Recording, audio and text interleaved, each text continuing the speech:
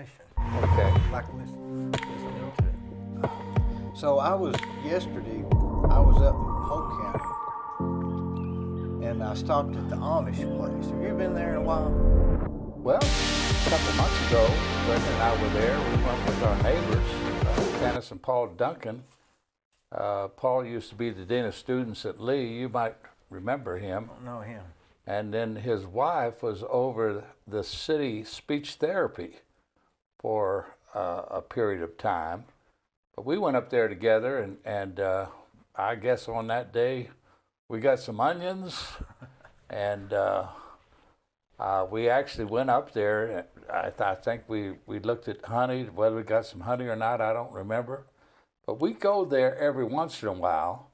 But I'm glad you mentioned that, because my neighbor, Dan Hayden, Dan lives right behind North Lee on Apache Trail. And Dan said the place to go is Tellico. He said there's an Amish place up at Tellico that really has an abundance of vegetables, fruit, and said that's really a larger place and a nicer place to go. So, yeah, I have been there, and I enjoy going out there. They have a lot of stuff. It says Star canned from Star Mountain Cannery, I guess. So maybe isn't that close to Tellico? Star. I'm not sure. I think it's close. It may be. One thing that struck me out there that they have at Delano is make sure you're properly dressed. It says that. Did It you says see that. Yeah, and I had shorts on.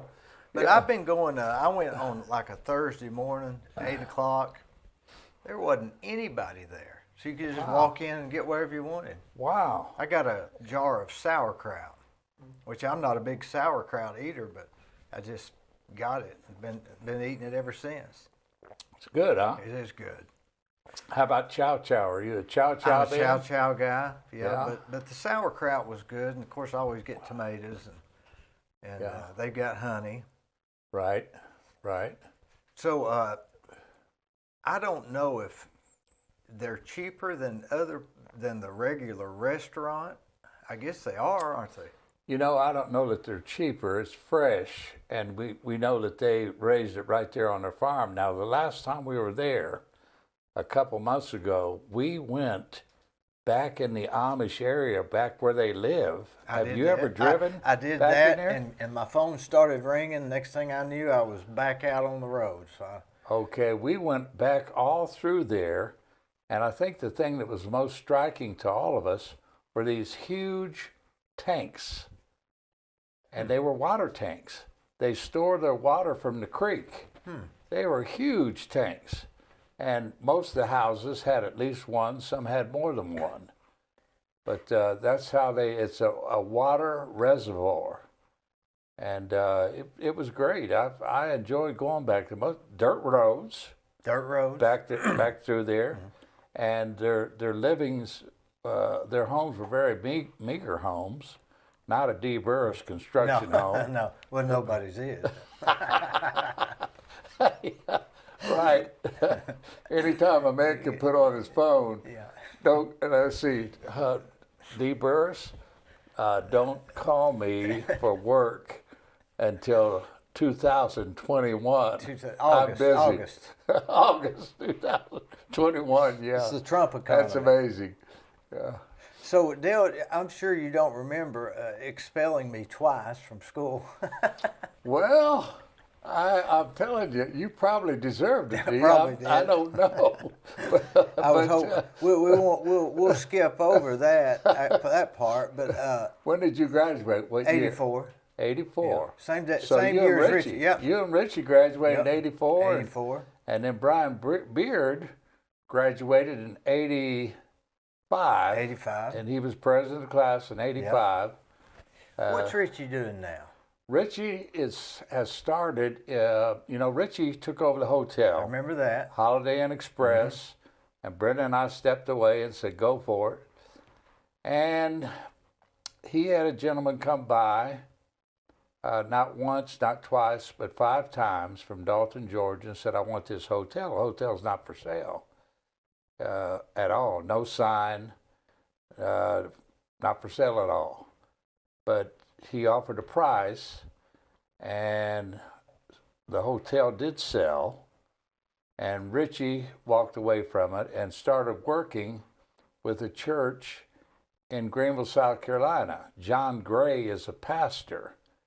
John Gray is a black gentleman that has a congregation of about 4,500 to 5,000. Small congregation. Yeah, small congregation.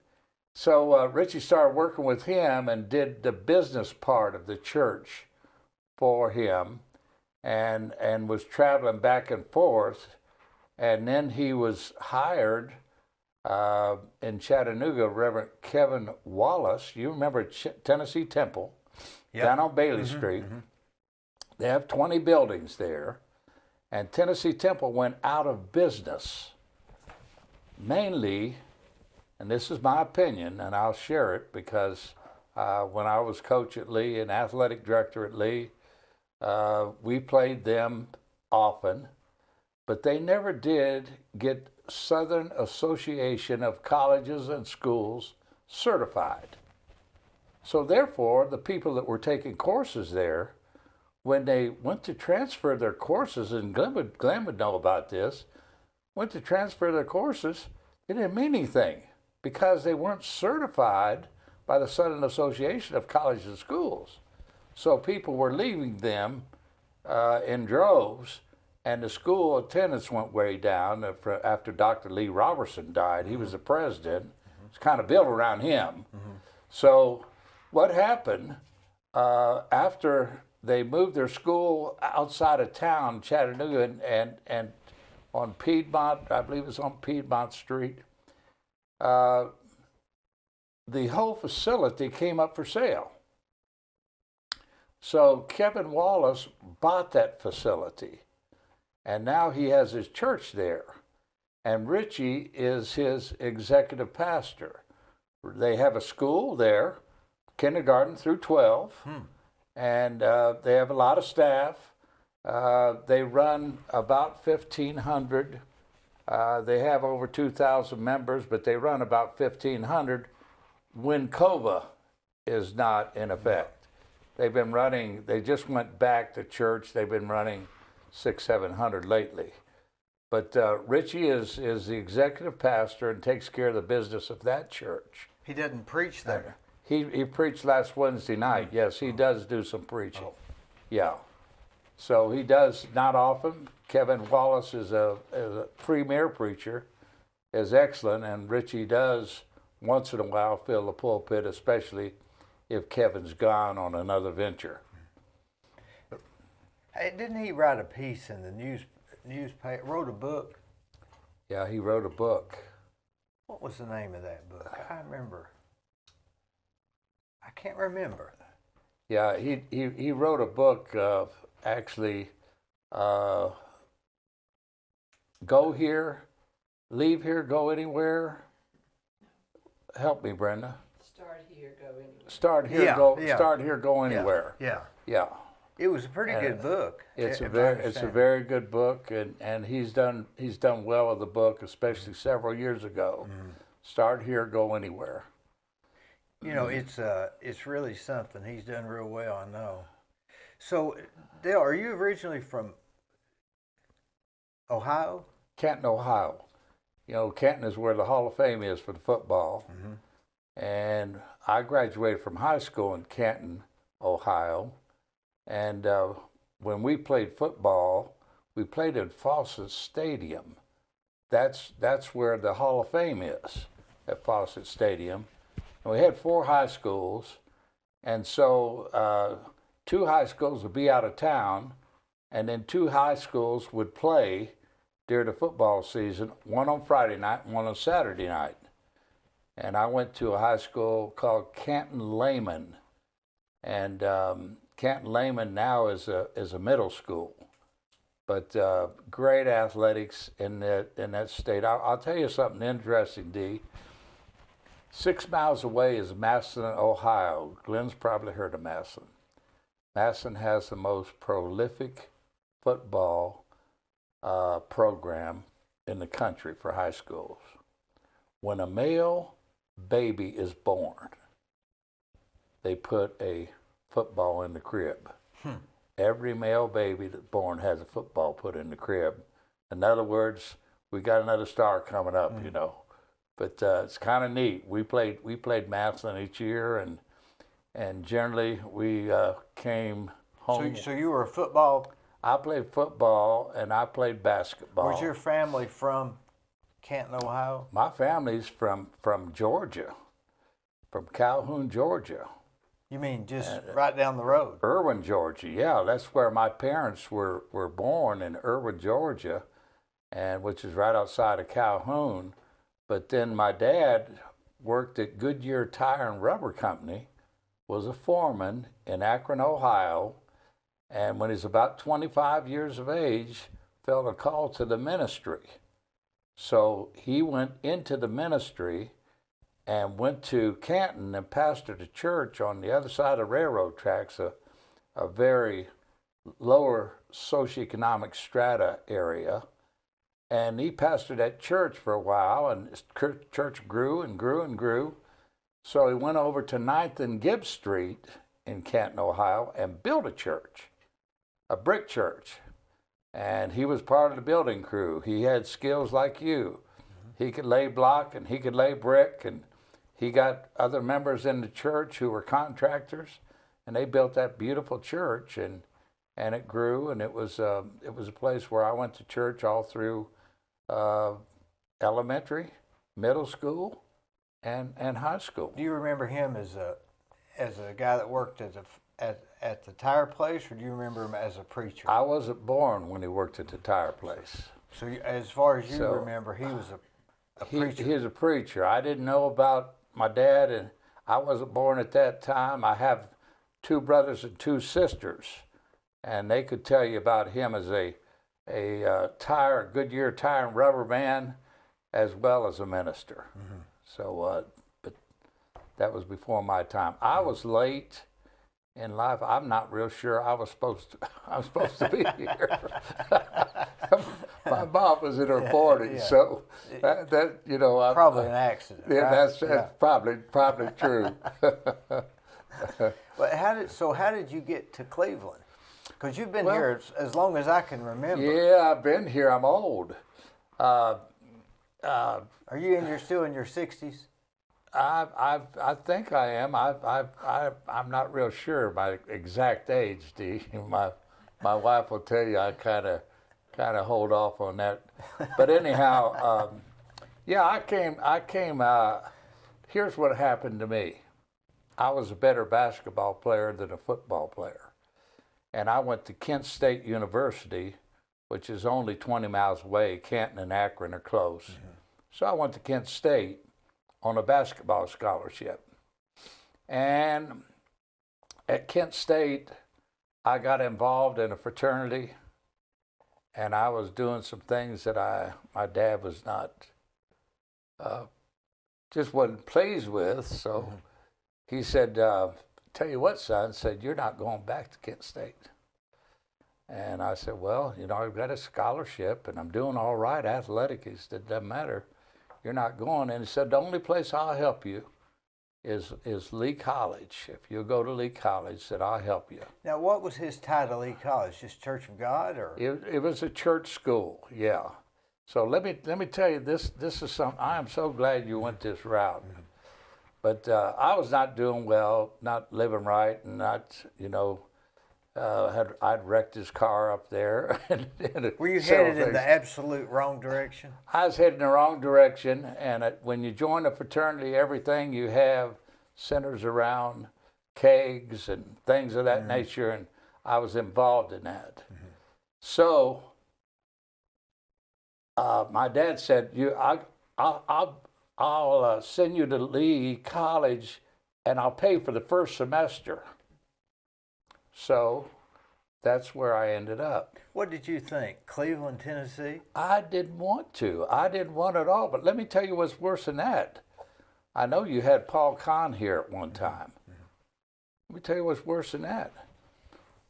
By the time we decided, this was in March, my dad told me this, in August, we had a church assembly and my brother Ray was appointed president of Lee College. So I'm coming to a college, and my brother's the president.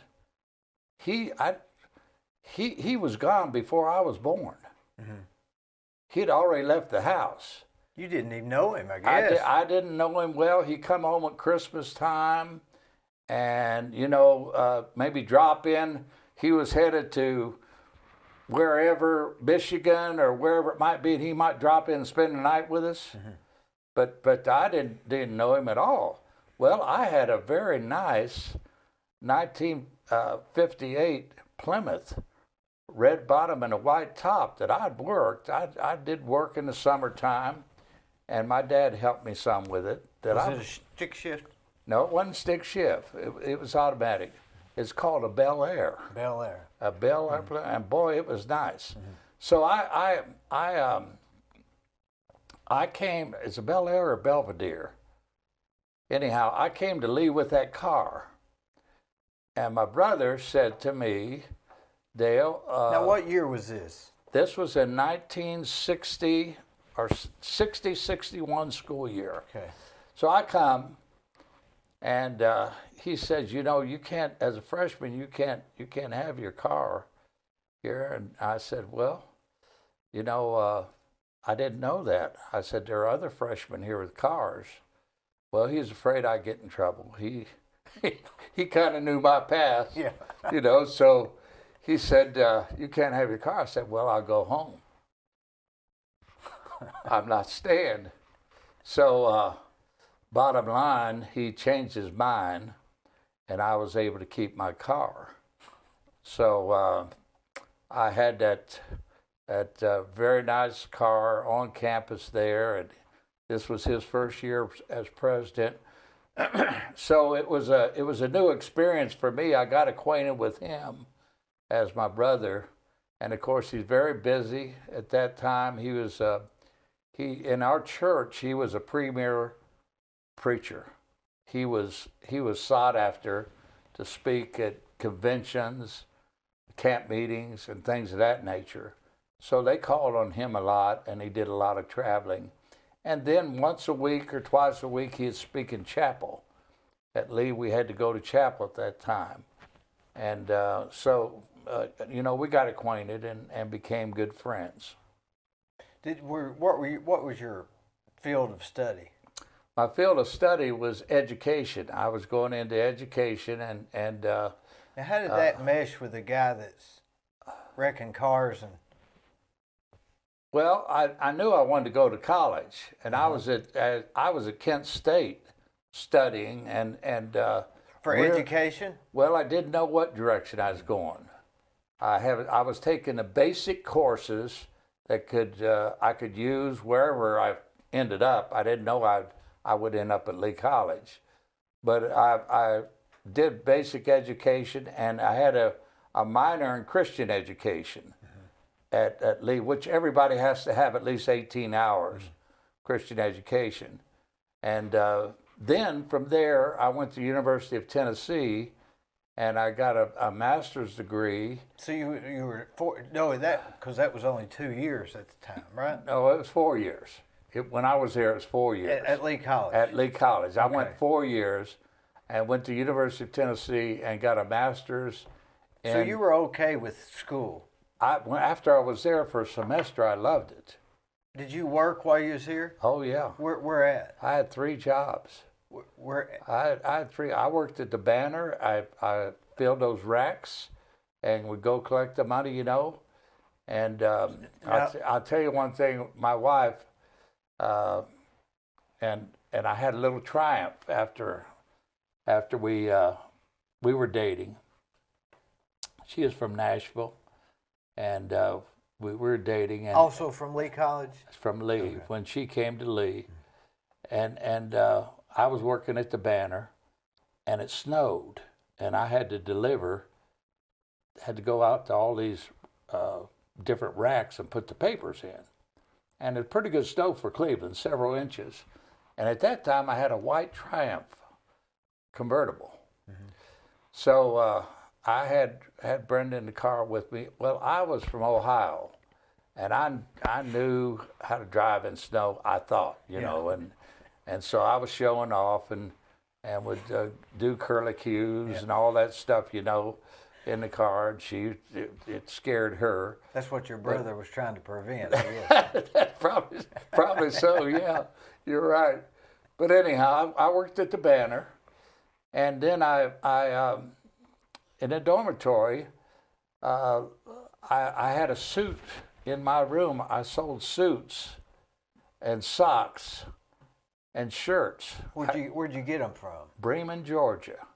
So I go to Sewell Company, Sewell, Sewell Company, maybe 2 L's.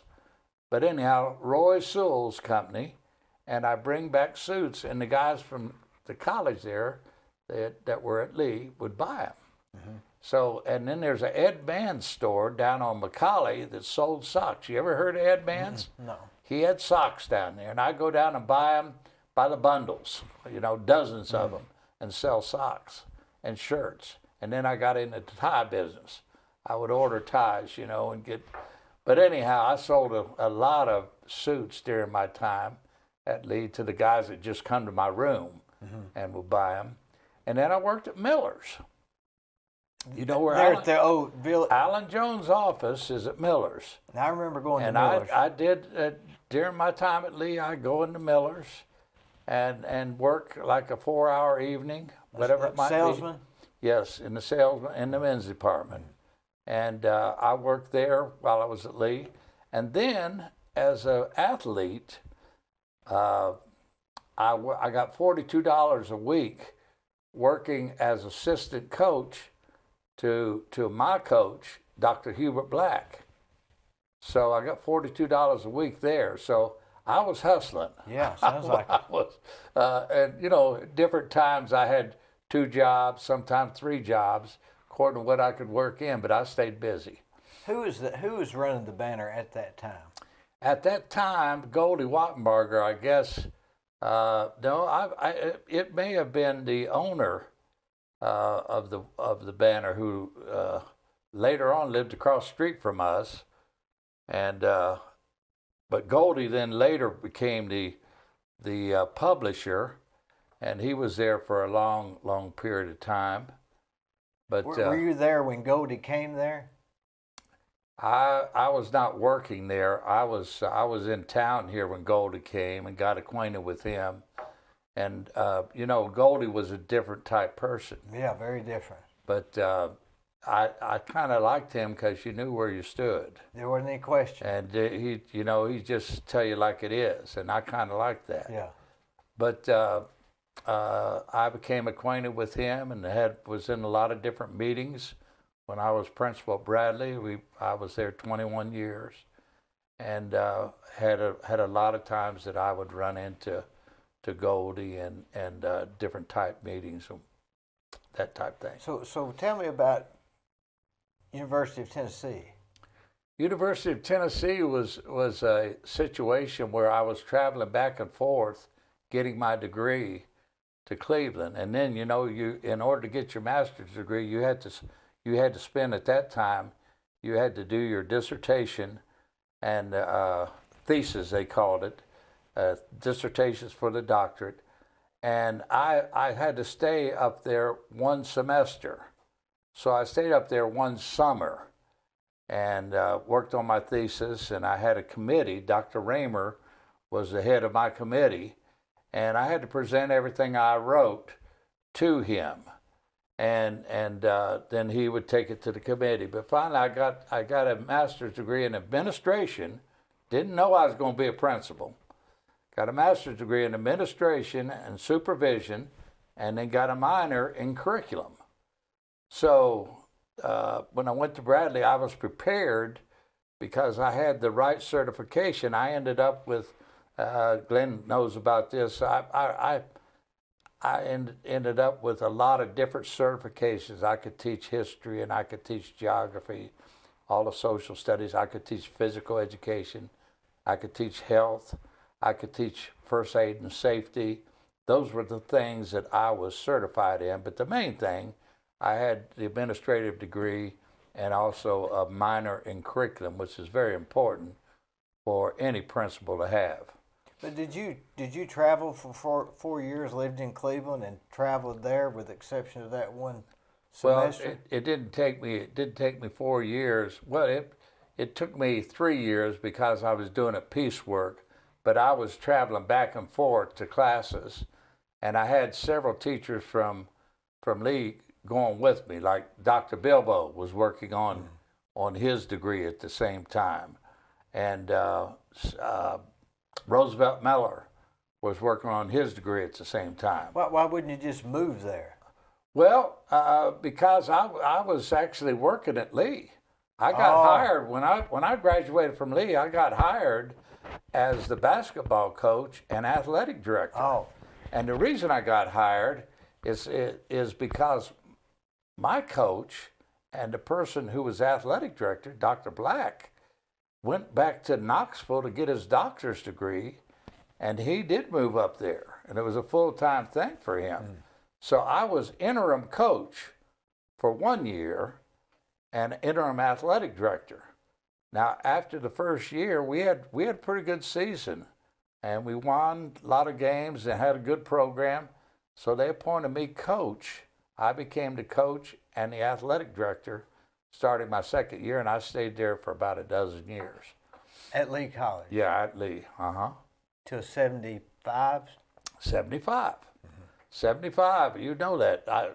July 75, July 7th, I became principal of Bradley High School. And my first experience, I ran the summer school there in July. Was it at the old? No, it's a new Bradley. The new one, yeah. New Bradley. See, What year was it built? It was built in 72, the new building. And I followed Mr. Schultz, Bill Schultz. Bill Schultz. Who was principal there before, and he became mayor, later. Yeah. Now, wasn't he friends with Dee Frisbee, who was not friends with Goldie Wattenbarger? Remember that? They were Dee and Bill were tight. Very tight. Yeah, and then when I went to Bradley, you know who the principal was at Cleveland? Yeah, I went there. He paddled me a few times. Clancy Henley. You remember? No, Dee Frisbee was. Well, Dee was there, but also during the time that I was principal, Clancy Henley was principal at Cleveland High School after Dee. Now, who's Clancy Henley? Clancy Henley was a fellow that was an elementary principal, and then worked his way up, became principal at Cleveland High School, and. But what does that got to do with Frisbee and Schultz? What's that got to do is he became a principal there, followed Dee Frisbee there. And No, he was before Dee Frisbee, right? No, he wasn't before. He was after Dee Frisbee. So, When did Dee Frisbee? He was there when I was there, which has been about Dee 80 or Frisbee was something. there when Schultz was there. And then when I came, Dee might have been there a year or two, but Clancy Cleveland Henley, Junior High. That's a middle school. Middle school, yeah. That's a middle school, yeah. But yeah, Dee Frisbee and Bill Schultz were like you said, like that. Yeah, they were buddies. And Why that was? I think Bill and Clancy Henley were good buddies too. And I became a good friend of, you have to communicate with Cleveland High School on a regular basis because you have students from Bradley and Cleveland transferring all the time. And somebody will get mad at something that happens in discipline and say, well, I'll just go across town. So we had to have policies, or we would be full-time taking students back and forth. Yeah. So one of the things we did establish, you couldn't move from one school to the other until the semester. Semester, and then you had to have a real good reason. A discipline problem at one school would not move you to the other school. Because most principals, if you're in trouble there at Cleveland High, I didn't want them at Bradley. Yeah. And vice versa. They didn't want our problems at Cleveland High School. Okay? That's strange. And you would think that it would have to do with where you live more than anything. Well, that's true. Because that's a city school. What is true today, you can go to any high school if you furnish your own transportation. You can go to Walker Valley. You can go to Bradley High School. Well, You how can go can to they know? Cleveland. How can they know? What keeps them from getting totally engulfed with more students? Well, it balances out. You know, prior to Walker Valley, when I went to Bradley, we had like 2,900 students my first year. We had study hall in the cafeteria, study hall in the little theater, study hall in the library, and study hall in the gymnasium and bleachers, because we didn't have room for all the students. So therefore, we had, in our curriculum, we had to do a lot of shuffling, and made it pretty difficult, because that's just the way it was. We had so many students, we had to have a place to put them. And imagine having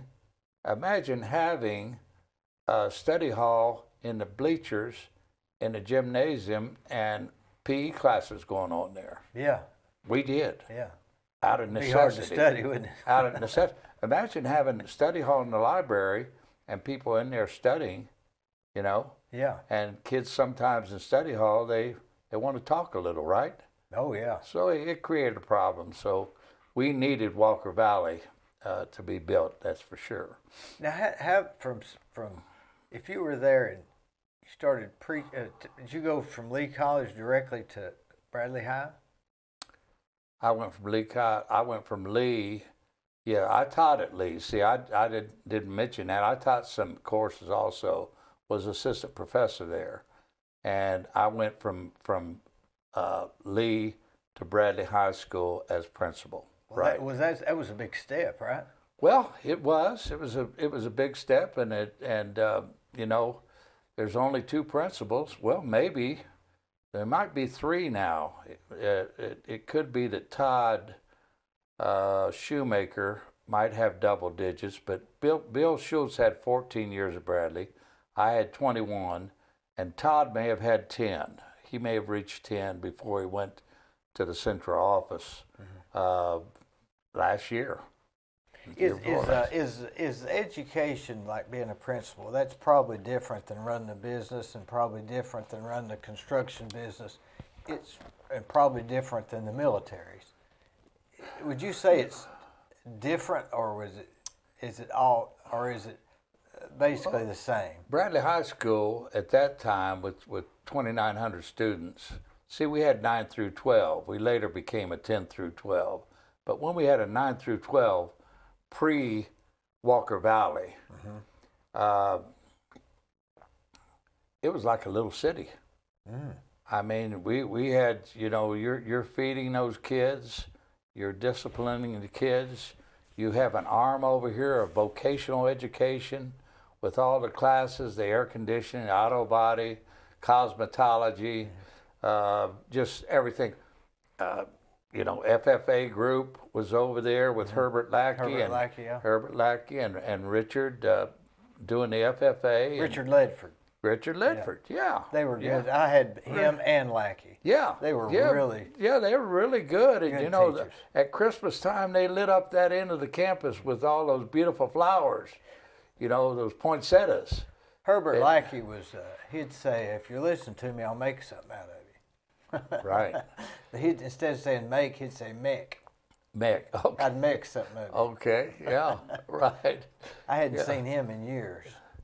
I see Herbert some, I haven't seen him. just especially at the Olive Garden. Brenda and I go to Olive Garden sometime on Sunday, and we see Herbert and his son, LeBron, you know, is a doctor. Yeah. And see his whole family out there sometimes. But as a principal, I guess you have different departments and have meetings like you would in any other business.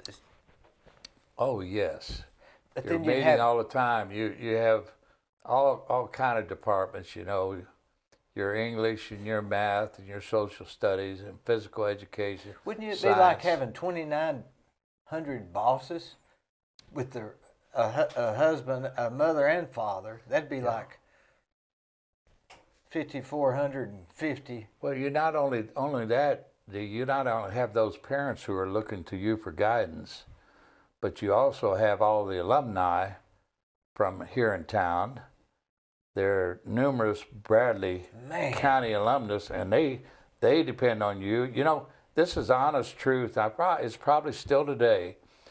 If when I'm in my office, there was somebody standing at my door or waiting for me outside, from the time I got there, I'm talking about outside the office, from the time I got there until I left that afternoon. Now, if I'm going to go to lunch, tell the secretary I'll be back at a certain time. And, you know, I never joined a civic club. I was asked to join Rotary, Kiwanis, Lions, Civitan, Sertoma. During my stay at Bradley, I could have been a member of any of those clubs, but it was at noontime. And at noontime at the high school, I needed to be there. If a fight was going to break out, it was going to be during the noontime. It's going to be during a class change when they're in the halls. Now let me just tell you this. I just thought of this. I had assistant principals, and I had a policy. It didn't matter. It didn't matter who Jerry was. Frazier. Jerry was one of my assistants. Go ahead. Jerry Frazier, Bob Zavalarin, Dan I remember him. Glasscock. Dale Woodard worked with us in administration, but it didn't matter. If somebody, David Dowdy, he was back in the time you were there. But if the bell rang, I had a policy where every assistant principal had to be in the hall. I took like 1 week, I'd take the back of a hall. And I would be there because if anything's going to happen, it's going to happen, you know, when they're in the hall. So I had every one of my assistant principals, one in B building, one in D, one in C. I remember, and if there was a fight broke out, which I'll get to that in a minute, but it didn't last 30 seconds. Somebody was stopped. Somebody was there. You felt safe at Bradley when you were principal. Well, I appreciate that. Yeah, we were in the halls, and let me tell you what would happen. You know, back then there's a lot of marijuana being smoked. I remember that. And Mostly somebody in the greenhouse. when we were in the hall, somebody come up and said, "Mr. Hughes, the men's restroom." And I know that meant for me to go to the men's restroom. Somebody would come up and said, "Ladies' restroom." Well, we had some ladies posted also, you know, and you get a lot of information. Sure. From the kids who were good kids and they want things to be right. So that was a policy that I established, and I thought it was a good policy.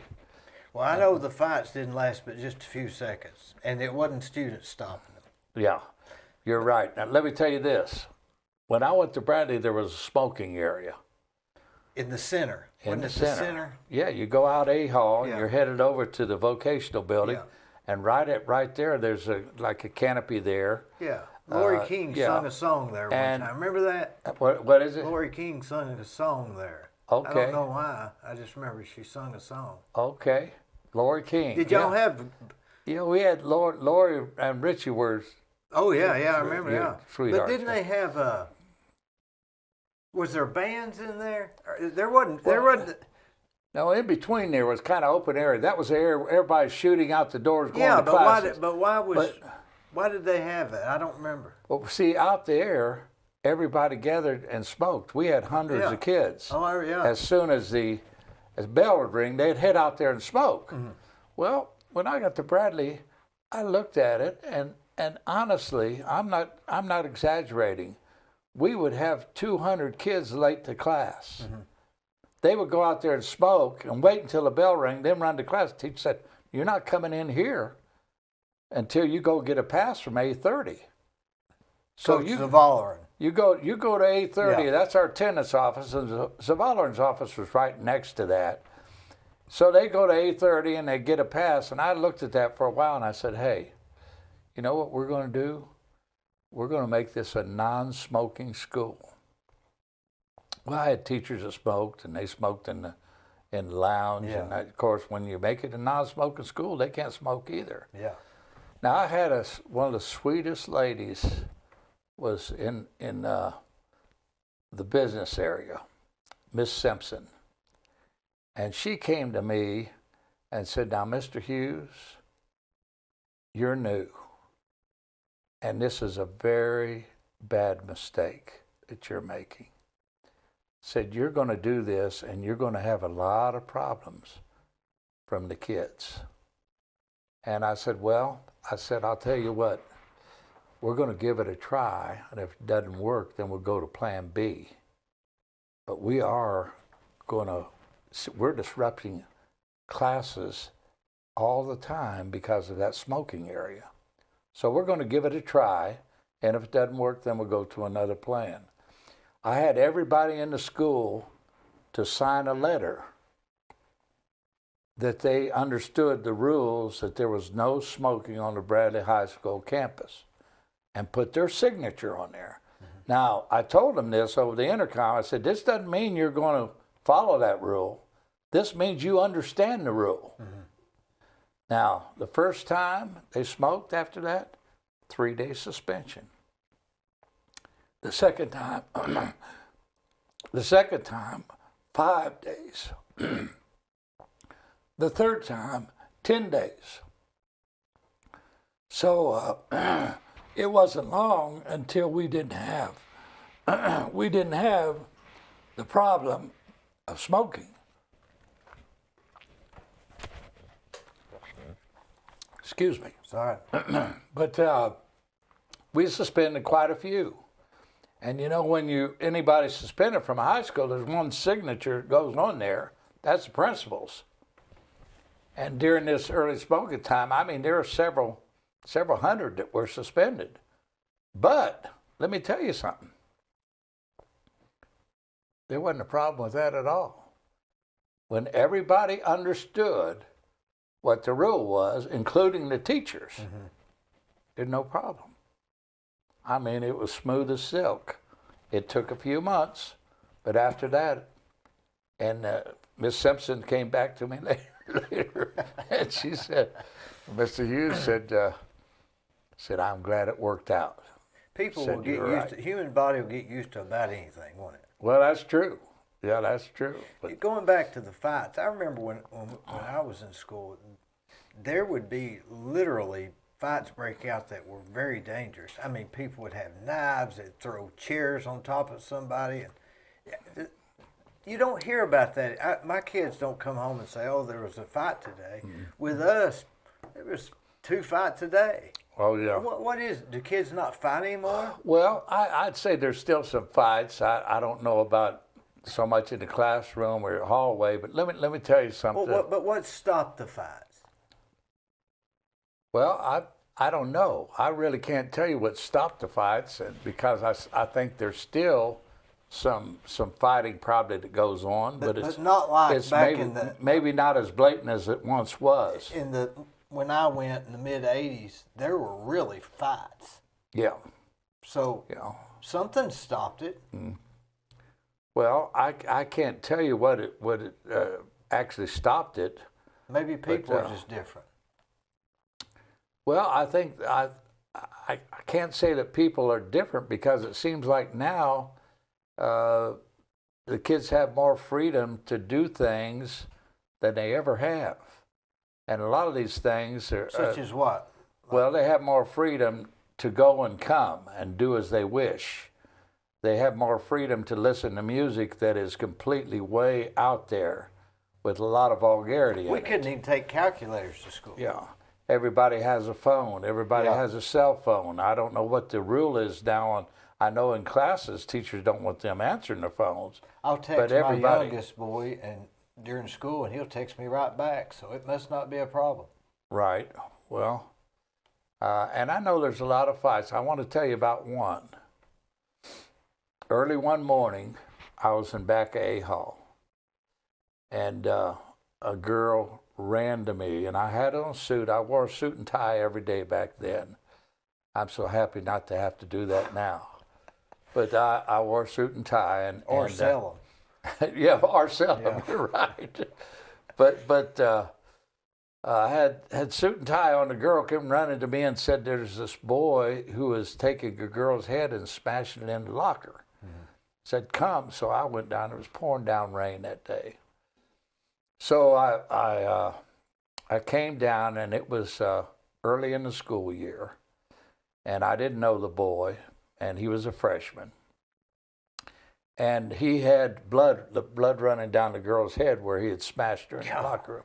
So I grabbed his arm, and when I grabbed his arm, he jerked away from me. And then I grabbed his arm again, and we started wrestling. We were right at the end of C Hall, so we ended up pushing outside the door. I was trying to get him under control. Well, the next thing I knew, we were in between C and B, and we were wrestling on the ground in the mud, and there must have been 200 kids around there. And I'm in a tight suit, and we're on the ground, and we're wrestling. And you didn't even really know what was going on. Oh, I didn't know what was preparation. Going on. No preparation at all. But let me tell you what happened. What year would this have been? This would have been. It would have been early because we had ninth grade, so it'd have been from 75 to 79. Mm-hmm. And this boy was a special education kid. Mm-hmm. And he had a girlfriend, and see, she did something he didn't like, so he smashed her head into the locker. Mm-hmm. Well, I didn't know him, he didn't know me. Yeah. All he knew is when I grabbed his arm, he didn't want anybody messing with him. So we wrestled out there on the ground, and as I said, there's probably at least 200 kids out there, you know. So finally, I got on top of him, and got him under control, you know, and brought him to my office. Of course, we suspended him, and you know, he's special education. And he stayed out for the whole semester because it was so blatant what he did. But then he came back the second semester, and totally different person. And he was in special education classes, and he did everything he was supposed to do. Mm-hmm. But I don't know what triggered him that day, but he had taken his girlfriend's head and was really abusing her at that time. But that was the sort of fights, not man, boy and girl, but back in those days, it was really knockdown, drag-out fights. And I just don't think they had that today, and I don't know what caused the difference. But yeah. Maybe people are just smarter now. Well, I don't know. I don't know what could drastically change that in an attitude. Maybe they have some strict rules. Maybe it's less. I don't know. How I'm fighting. But it is different. Yeah. It seems to be different. So, did you ever, while there with all of those pressures, did you ever think, man, this is too much? Let me tell you about it. I loved it every day. How many years were you there? 21. From 75, July 7th, until 96. And I loved it every day that I was there. And I wanted to tell you about this. I brought this as a prop. Ronald Reagan. That's Ronald Reagan. Boy, he was a good-looking guy, wasn't he? Yeah, the only reason I tell you that, I took that picture. It's a good, nice suit. And you took the picture? I took that picture of him, yeah. And I'm not a cameraman. I'm not a quality camera person. Well, you had to be as close as me and you. I was close to 6 feet. I said he was right there. What was he then? President. How'd you get that close to the president? Okay, I'm going to tell you about that. Glenn will know this. Well, everybody loved him, didn't they? Oh, yeah. He was a good president. Yeah, great president, handsome guy. But you know, we tried out for School of Excellence in 1986. And School of Excellence at Bradley, there's only one high school in the state that would get it. We got it in 1986. That's quite an accomplishment. It was a great accomplishment. But the way you go through a process, and from the National Board of Education, and they send in people to your school. Mm-hmm. We had like 20 people come in all the different areas. You were asking about departments. Had somebody who had expertise in all these departments, and someone in administration that would come and meet with me, and they stayed with us several days. And we were the school that was picked for National School of Excellence. So my wife, Herbert Lackey, and his wife, I chose them to go with us because Herbert had been there a long time. Yeah. Carol taught it, as you know, in the business department. His wife.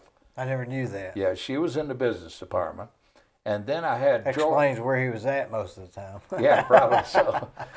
And George Narron was superintendent. Yeah. And his wife Suzanne went with us. We all went to Washington. Did he have his pencil in his ear?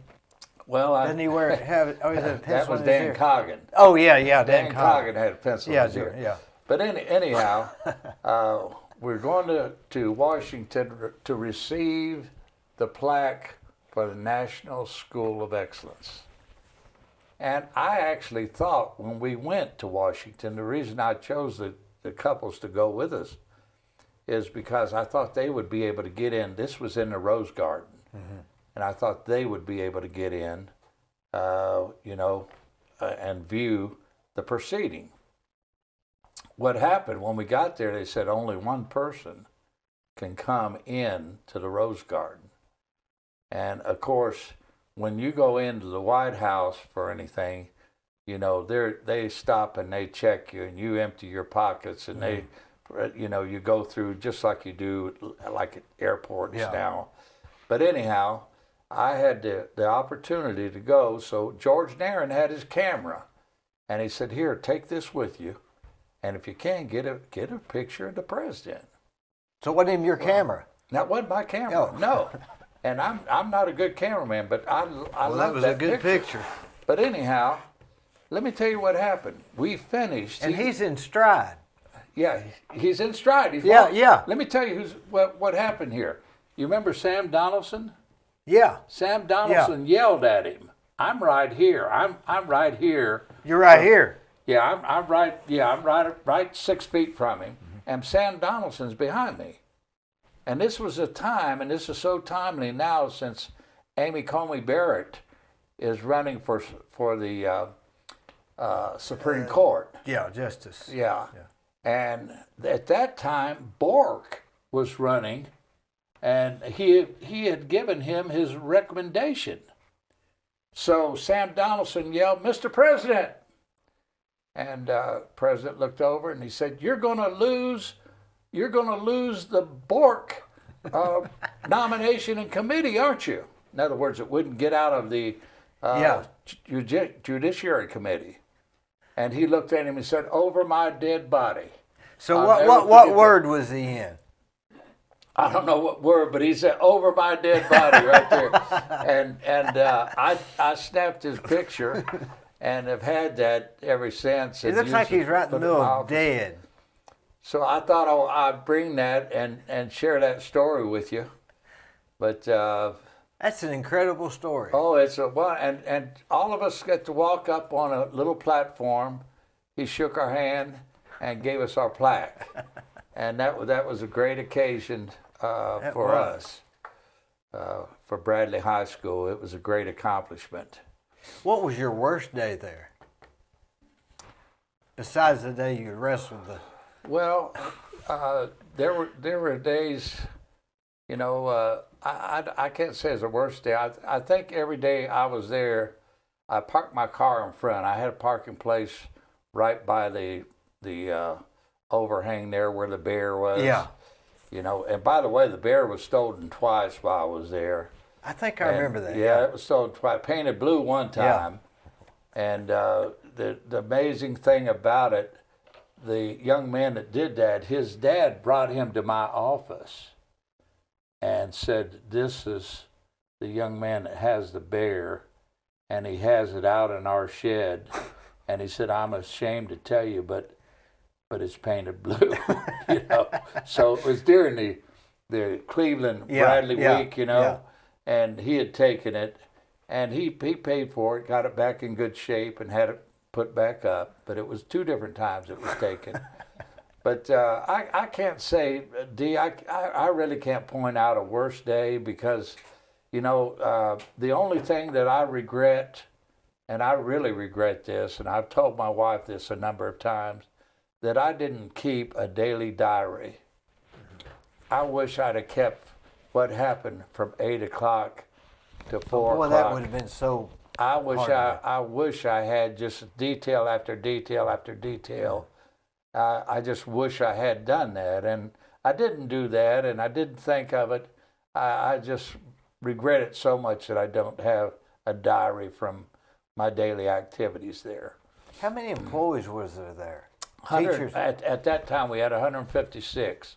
Now, if you were running an industry with 156 employees, no managers, I guess, right? yeah. You'd say managers. Well, that's from the janitor. What I gave you is janitor workers, cafeteria workers, all the way up to teachers. to the guy that mows the yard, I guess. Oh yeah, everybody. How many Plus I had a guy out at the gate. I put that fence Oh, I remember up. Smokey. Smokey. Yep. Wendell Goins. Yep. Yeah, you Yep. remember him. Yep. Then I put all those pear trees across the front. Whatever happened to him? Oh, Bradford, he's died. He died several years ago, just of natural causes. Yeah. But he loved that job. Yeah, he And didn't it wasn't, stop you. let me tell you, it wasn't that much money to have one. And then at a period of time at Bradley, they didn't know who was coming and who was going. But when we put that fence around and Smokey was there, Yeah. we knew who was coming in and we knew who was going. I had a radio to him. Yeah. Let me tell you one story.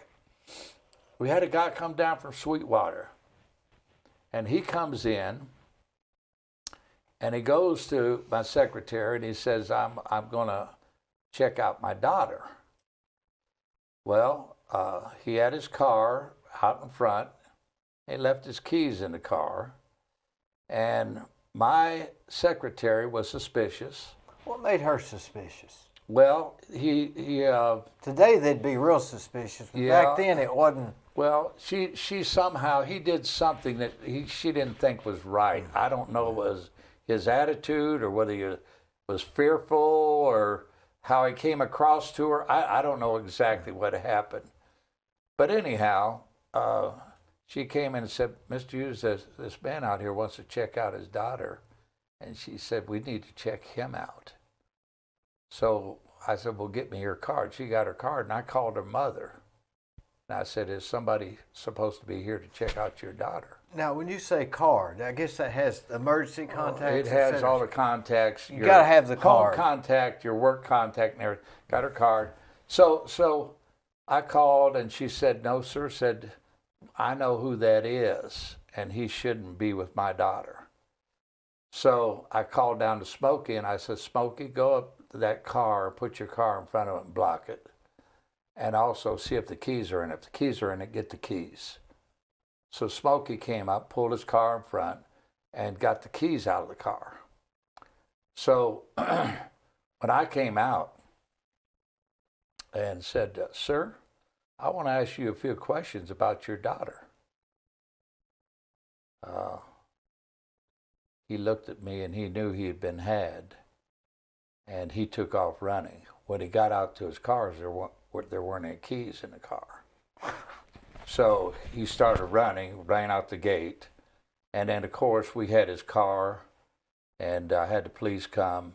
They hauled his car in and eventually arrested him. But, if she hadn't have felt like this is not right, Yeah. we would be letting a daughter out. And, anytime you're in a school business, they can find you liable just about for anything, any move you make. But you're So- watching that. You're watching the teachers. You're watching the janitor. You're watching the yard mower. You're subject to getting 5,400 calls in one day from students' parents. That would drive me crazy. Yeah, it was exciting times, that's for sure. It really was. But when you were there, Billy Joe Cartwright was the janitor. Yep. And over the intercom, they'd say, Billy Joe Cartwright, please come to the office.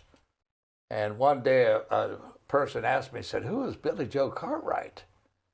And I said, well, he's the janitor. He said, well, I thought he was one of the students. Said he's probably in trouble all the time. But he was a custodian at that time. Who was the other guy? Pippinger. Was it Pippinger? No, not Pippinger. Who is the other janitor there? Well, we had janitors for all the buildings, so I don't know. Ralph Blair. Ralph Blair.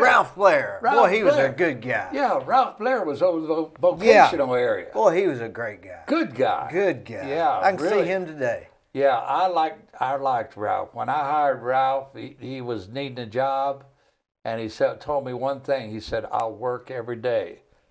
Said, "You don't have to look over my shoulder." Mm-hmm. You didn't, did you? No, not at all. Said, "I'll work every day." He's a very good guy. Very good guy. Yeah, I know his son. I had his boy. At Bradley. Ralph. Yeah, Ralph Jr. Yeah. He goes to my church. Mm-hmm. Yeah, and Melinda used to go there, his daughter. Okay. And his wife, his widow. Yeah, okay. Well, it's a small world, isn't it? Yes, it is. So Yes, let it me is. ask you this. Were you living over on Windsor Estates? Was that right? I actually lived on Peerless Road, 2319 Peerless Road was my first house. First of all, we lived in the dormitory. Yeah, yeah. For Lived the in- 4 years? Lived in the dormitory. How many years, Brenda? Oh, because you worked there for 12 years. I worked there, but I lived in Yeah. the dormitory when we first got married because that was, we weren't making much money. Mm-hmm. But anyhow, the bottom line, we lived in a one-room apartment when we first got married upstairs. And we had, it was $18 a month, and they paid the utilities. What would the utilities have been? We should still be there. Yeah. They've probably gone up on the rent. The next year we moved downstairs. We had an extra room, and it was $25. And this is in the dormitory or somewhere else? It's in the dormitory. Oh. Yeah, moved downstairs. Then later on, we were able to buy a house. We bought a house on Peerless Road, and Richie and Carrie went to Stewart School. That's where I went. Yeah, went to Stewart Yeah. School. Walked So home, you I and guess. Richie were together was all there- the way through high school then. No, I was there first, second, and fifth. Okay. So but I never had any classes with him, I don't think. I was first, second, and fifth. So, While I was at Bradley, let me tell you one thing here. You know who that is? this right here is Muhammad Ali, right? Yes, sir. And who's this guy?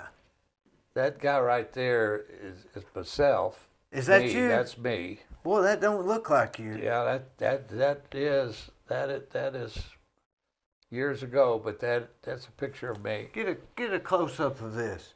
I don't believe that's you. I assure you, I wouldn't have it and had it in my office all these years if it wasn't me. So where is this taken at? That's taken in Las Vegas at the Hilton Flamingo Hotel. What were you doing there? I was there for Bradley High School at a National Principals Association conference, and it was in Las Vegas that year. And I was staying there at the Hilton. That is close. My wife was with. Excuse me. Yeah, it is. But let me tell you about this. You wrestled that guy in the yard. Look how big his fist is. Was he standing next to him? Did you get what they call that? When you meet a celebrity. Anxiety or What do they call that? nervousness. Starstruck. Oh no! I'll tell you about Was he what big? happened. Oh, he's big. Yeah, big guy, and of course he was the champion at that time of the world. He never looked that strong to me. Yeah, those big arms. He was out. The reason I got that picture, he was out in the lobby talking with everybody. He had a fight that night. So he just wandered in. He was staying there, but he just was talking to everybody, just walking around. Nice guy. But he had a fight that night. You know, Yeah. they always say he was always yakking. Yeah. You know. Was he yakking when he was walking through? Oh yeah, he was doing a lot of talking. He was going to fight that night, Leon Spinks. It took place at the Hilton Flamingo Hotel. That's where the fight was. Well, I went up to him and said, "Champ, could we get a picture?" And he said, "Sure." So he put his fist underneath my chin, and I got that picture. Who took the picture? And a person that I commandeered there took the picture and gave me the film. I paid for the film, and then I had it developed before I came home. But that was something I've had in my office the whole time, and I've always cherished. You know, that moment was a great moment, a lot of fun. Was that a three-piece suit you're wearing? I might have had a vest on. I don't know. Thick tie. But yeah, I had a tie. That was but the let me style tell you, then. let me tell you the uniqueness of that. He got beat that night. Oh, really? Leon Spinks beat him and stripped him from his world title. What year would that have been? I'm gonna watch it on YouTube. That would have been in between 76 and 78. Leon Spinks. You go in. Maybe you gave him bad luck. I may have, but that was the night that he fought. But see, most fighters and most people in athletics would be secluded. Yeah, they wouldn't have come out. Yeah, like if you have a tough contest, you don't want anybody around. You want to be thinking, Psyched up. Yeah. But he was down there chucking and jiving with everybody in the lobby down there, and had that major fight that night. So he got beat. Did that mess anything up? So, Do we need to do over on that? you can't capture the old. Okay. So, why did you quit from being principal?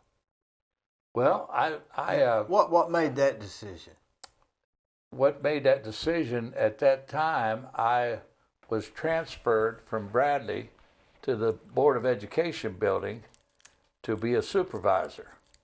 So I made a transfer from Bradley High School and worked at the Board of Education, kind of like Coggins, Todd Shoemaker, and a lot of other people have done, but I did go to the central office and work there for about a year, and then after that I retired and started.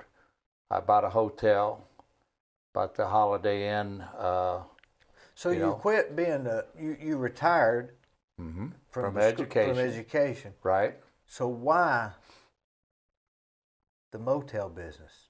That's a Well, the place to be, and a lot of decisions were made at the Holiday up on the hill. You remember that? Oh, yeah. Everybody went there. Yeah. Well, it became available. Who owned that? A guy from Columbia, Tennessee, Okay. owned that. And I decided when it became available that I would get a partner and would buy it. And so I talked to Hal Dixon. You know Mr. Yeah. Dixon. He's on the county commission. He was the head of the finances for the county commission for years. And he and I were going in partnership. So we put down X amount of money to Holiday Inn, and they had accepted us. They had done their due diligence on us. They had accepted us. So we put down X amount of money, and we had a certain date. If we didn't decide on this date, by this date, then we were no longer eligible, number one, to have the hotel, and number two, to get our money back. So we had to make a decision by a certain date. Well, when that date came, I got a call at 8 o'clock in the morning from Mr. Dixon. Mr. Dixon said, Dale, I'm not feeling well, and I don't believe I can take on the Holiday Inn. And he said, "I'm just count me out." So I said, "Well, if you're not going to do it, then count me out." So I went to About how old were you at this point? Well, I went to Bradley when I was 32, and I was in my 50s. I was in my 50s at that time, 32, 53. 20, something like that. Well, anyhow, I went to Mr. Rayburn. Ken Rayburn was the president of Citizens Bank. Yeah, I love Ken. And your brother worked for him. Yeah, I like Ken. Bo. So I went to Ken and said, "Ken, I'm not going to do it. Mr. Dixon just called me and he backed out." And Mr. Rayburn said, "You need to do this. You need to do it." I said, "Well, can I borrow the money for this?" And he said, "Yes." Was it a lot of money then? I mean, that's not been that long ago, really. It was A couple it was a- million, a it million was- and a half or something? it was a lot of money. No, it was a lot more, double that. A lot of money. So And it he was a said, big step. Yeah, it was a big step. But and what it was going through your mind before you did that? Because you could Well- really just sit and not do nothing. Yeah, that's true. But I really was too young. I had to get some things going. So I bought the Holiday Inn, and I had a 10-year contract for it to be a Holiday Inn. But at the end of 10 years, they came to me and said, "We'll give you another 10 years, but you're going to have to sell liquor." And I said, "Well, I can't do that." They said, "All Holiday Inns that have full service will be selling liquor." Full service means you serve breakfast, lunch, and dinner. I said, "Well, I can't do that." Said, "Then you can't be a Holiday Inn." I said, "Well, so be it. If I can't be a Holiday Inn, I'll become independent." But now let's not skip this 10 years here. Okay. You're a motelier Yes, sir. for 10 years. Yes, sir. Holiday Inn, Running the restaurant. running the restaurant, and it was at that time the place to be. I had all the civic clubs up there. Rotary, Yeah, I went to Lions Club, Civitan, Home Builders, I think. Was it Home Builders? Home Builders, yeah. Riverside. Rivers, yeah. Realtors. That's the realtors. Realtors. I went That's to the the realtors. Realtors, yeah. But anyhow, and all kind of weddings And a good Sunday lunch. Oh my goodness! Yeah, you and your wife used to eat up there. Come there a lot. Used to see you up there. Yeah. Now, you had somebody would play music. Yeah. Who was that? Alan Wyatt. It was always the same person? Yeah. Well, that was just a real calm place to go Yeah. on a cold. They had y'all had the best coffee in town. Well, What coffee was that? we had the coffee. Royal Cup. Royal Cup. Local guy. Remember that big guy? Yeah, that he used to don't come do around? it Yeah, anymore. Royal Cup. You can't find it. Yeah. That was the Yeah. best coffee. Yeah. If they served that next door to Starbucks, everybody'd get Royal Cup. But the two guys that did the music, Alan Wyatt played the sax, and the guitar was played by Sean Perkinson. I think like sometimes they would both be there and sometimes just one maybe. Well, maybe if one was absent. Yeah. You know, we started off with Alan and his wife. She played the keyboard, and Alan played the sax. Y'all had a fresh salad. And yes, we did. Fresh salad every day, you know. And I had some great cooks. Let me tell you one story. The food company would send people who did a lot of business with them on a cruise.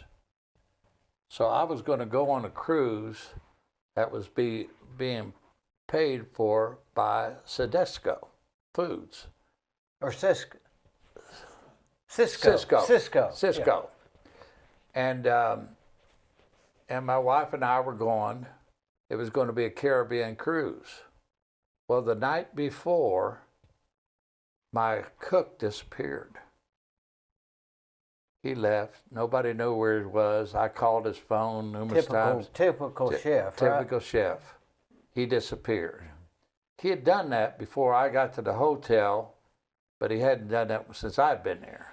So I told my wife I can't go. Can't go on the cruise. So she went, and being it was By herself? no, she took my son. Oh. Took Eddie Joe. And it was a special flight with Cisco people on it. So therefore, he was able to go as Dale Hughes. Yeah. In other words, if it had been a commercial flight, there'd be no way. Yeah, yeah. So anyhow, he went and took my place. Well, my cook didn't show up for 2 weeks. And I had to do a lot of scrambling to get somebody in, and I got a really good chef Did you actually to come in. Did you have to cook yourself any? Well, the people wouldn't eat what I cooked. They probably would not. So you had to find a chef that day. I had people working that could cover. Yeah. But I didn't have a main chef. But I found somebody right away who was working in another restaurant and came and worked hours he wasn't working the other restaurant, worked for me. So that was a unique situation, but it turned out all right. But so for 10 years, let's see, what was that? 300 rooms? 145. 145. Mm-hmm. Plus And the you pool. know, then when I had that, I got a call from the guy who owned the Baymont. Remember the Baymont? Yeah. See, I owned the Douglas Inns. Oh yeah, that's right. And you would send us your overflow. Yeah, you sure did own the Douglas Inn. Yeah, Yeah, so me and John Paul Douglas. That's where I right. got the name. Yeah, and I saw John Paul's picture out here also. Yeah, I got his. He Yeah. was a great friend. Yeah, But I remember you bought the Baymont I did buy the from Baymont. Max Carroll. Well, Max and Jim Carroll. Jim was in Fort Myers, Florida, and Max, of course, was local here, and they were partners. And Yeah. I bought it from. I didn't want it. I didn't want to buy it, and they called me and offered it. I said no, no, no, no. And they didn't have a lot of business then, right? Probably not. It's 100 rooms. Yeah. We lived there for 6 months at the Baymont. We had a fire at our house, so we lived there. We moved in to Baymont with our children, and stayed there for 6 months until we could rent a place. But anyhow, finally Jim called me, Jim Carroll, and said, Dale, he said, I want you to have this hotel. He said the Holiday Inn's going well, right? And I said, yes. He said, well, what would you give for this hotel? And I just gave a figure that I thought he would say, well, you're crazy. He said, okay. So What'd you base it on? What you knew you could make it at? well, I knew what I was doing on the hill, and I knew I could send other folks down there because we'd fill up a lot. So I could play one against the other. And it had 100 rooms in the Baymont. And at that time, they had a restaurant next door. Next door. What was the name of that? Porter's. Porter's. At that time, it was a breakfast place. At that time, we used to eat breakfast over there. You remember what it was to start with? I can't remember, but they just never made it, did they? What it started with? I think it started with a P, like not poor folks, or No. Porter's. But they still have those restaurants. It's still in Florida, quite a few of those restaurants. And we'd eat over there. We had, in fact, good food, wasn't it? when we lived there, we had an arrangement with them that we could pay, once a week or whatever, go over there and eat quite a bit. But I can't think of the name of it. It then became Porter's. Yeah, but it was something else before that. Yeah. Oh, it was, yeah. I can't think of it. But anyhow, we Porter's restaurant was pretty successful, and then they owned that.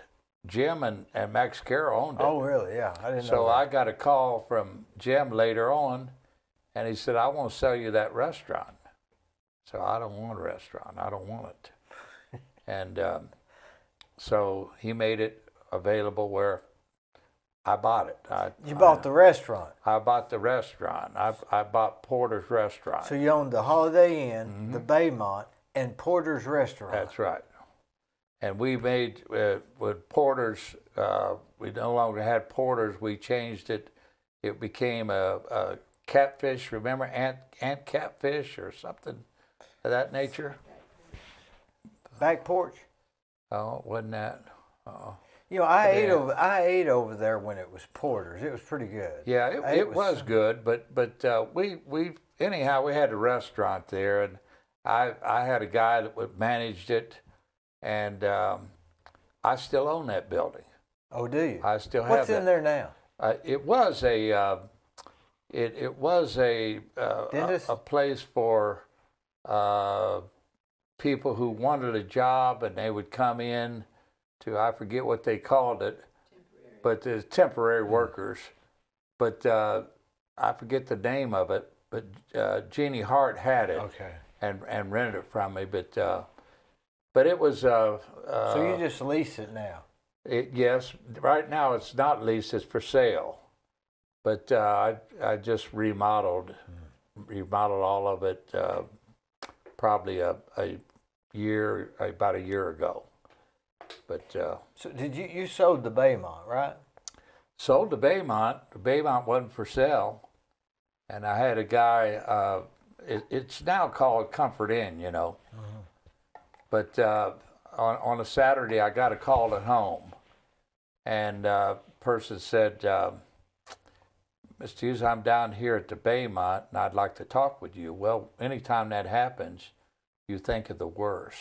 Yeah. You think of somebody had a terrible time, somebody stole something out of their room. Or slipped on the bathtub. Yeah, that's exactly right.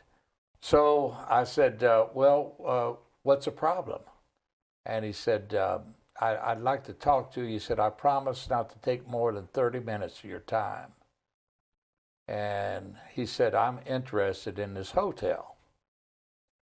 So I went over that day on a Saturday, and this man was from Pennsylvania. And he said, I've looked at this hotel. I'd like to buy this. I said, really? So he asked me a question. He said, would you take X amount of dollars for this hotel? And I said, yes, sir, I would. He said, well, I'm going to write you a check. And he wrote me a check for $25,000. Now this is all in the same hour? This is all, when I went over there, in 30 minutes, he had written me a check. And he said, you cash this on Monday. And he said, you'll know that I'm serious. So he was serious. 30 days later, that was his hotel. Was it? So Were you over that old motel business at that point? Or there? was I over? Yeah, were you wanting to get out of it? No, it was fine. We were doing well. No, this guy just came. He wanted it a lot worse than I did. Now, And, Holiday Inn, you sold it, right? Or the one on the hill? Sold it, right? Yeah. So now we're at that. Holiday Inn Express. Well, now we're Right at the there. point where they said you got to serve alcohol. Okay, well, yeah. Well, it had to serve alcohol, and I wasn't going to do that. So, therefore, I changed the name to Mountain View Yeah. and made it independent. And we did all right because we had a lot of people who were regulars. Yeah. And we had places that in town, like Magic Chef, who sent their people to us, and many other businesses that would send their people to us. And so we did fine as a Mountain View, but we didn't have that holiday system where somebody's coming from Yeah. Ohio and they want a room and they click in on Holiday Inn or they go on the internet and they said, well, there's one in Cleveland, Tennessee, and we can stay there. We didn't have that. Just had the Travelocity. Is that what they call Well, it? we had all of that stuff we could Yeah. we could have, Yeah. you know, but the bottom line, we didn't have the capacity or we didn't have the numbers that we had when we had a Holiday Inn. but we still had good business. Did it drop off significantly or some? Some, Yeah. yeah. And then, But did it equal the franchise fee you had to take, or was it about a wash? In other words, if it's not a Holiday Inn, you're not paying the franchise fee. that's right. That's right. Or the flag fee. That they helped. call it. Well, that helped. So that Yeah, was it about a wash? I think we did okay financially. The franchise fee was high. I'm telling you, Yeah. you had to give Holiday Inn their share. Oh, I know it. I've looked into that. Yeah, yeah. So, but you made yours an independent in Douglas yeah, Inn. yeah. So it didn't matter. All we had to do was pay the bank. you know, Right. And Right. so, but so then you sold that, I believe, to Danny Patel, right? Or did you? Or let's see. Well, Danny Patel wanted it. He wanted. In fact, Holiday Inn picked him, picked Danny to build another one in town. So Danny went down on Atkinson Drive and bought that property down there where Marriott is now, And let it sit. and he let it sit. But he put a couple $100,000 in it Yeah. and lost it because the economy went down. That was in 07, That's 08. 07, 08. Yep. And he decided not to build, so he lost his franchise. So Nobody has it now, I guess, right? nobody, yeah. Well, just recently, over next to La Quinta is now a full Holiday Inn. Just in the last few months, became a Holiday Inn. They had to do a lot of. You saw all that work they did. Yeah, I saw that. So it's a Holiday Inn full service now. But then I got a call from Holiday Inn and said, "Would you build a Holiday Inn Express?" And I said, "Well, let me think about it and pray about it, and I'll get back with you." Well, 3 weeks later, they called me again and said, "Hey, are you going to do this?" And I still fumbled around a while, but then they called me the third time. And we finally built the Holiday Inn Express behind the Longhorns. Oh, yeah. And then I sold Longhorns. Had you already sold the Holiday Inn on the Hill? The Yeah. Mountain View Inn? Yes. So you were not in business. You were just retired and Well, just I had real estate, that I was selling. Yeah. I still have some real estate.